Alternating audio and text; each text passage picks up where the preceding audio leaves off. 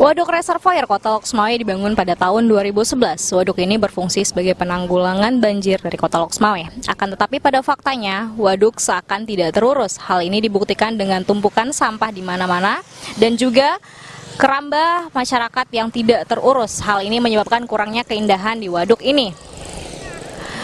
Tumpukan sampah juga menyebabkan bau yang tidak sedap. Bau menyengat ini tercium oleh warga yang melintasi Waduk Kota Loksmawe.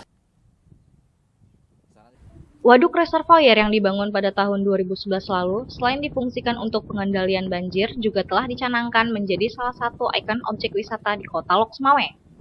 Banyak masyarakat yang memanfaatkan waduk sebagai tempat wisata, olahraga, bahkan bisnis kuliner.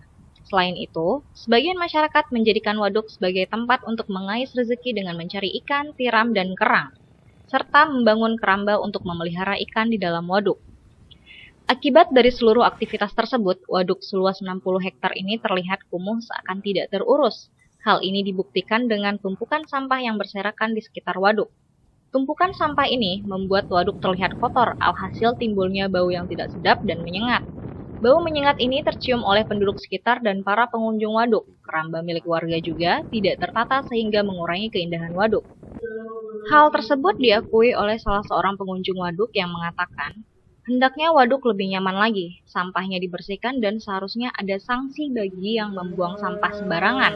Bahkan jika perlu warga yang membuang sampah sembarangan diberikan denda. Sampah yang bertumpuk di seputaran waduk menjadikan salah satu ikon wisata Kota Loksmawe ini terlihat kumuh. Kondisi waduk saat ini belum layak untuk dijadikan salah satu objek wisata. Diharapkan peran serta masyarakat dan kepedulian pemerintah dalam menjaga waduk agar tetap layak dijadikan sebagai salah satu objek wisata yang nyaman bagi warga dan wisatawan. Kurang nyaman sih, pengennya lebih nyaman lagi, Dengan lebih bersih lagi. Terus buat masyarakatnya gimana nih yang buang sampah sembarangan? Pokoknya dikenain denda.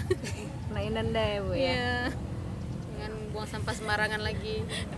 Dari Loksmawe, Trifani Deni Andeva melaporkan untuk Pelita On TV.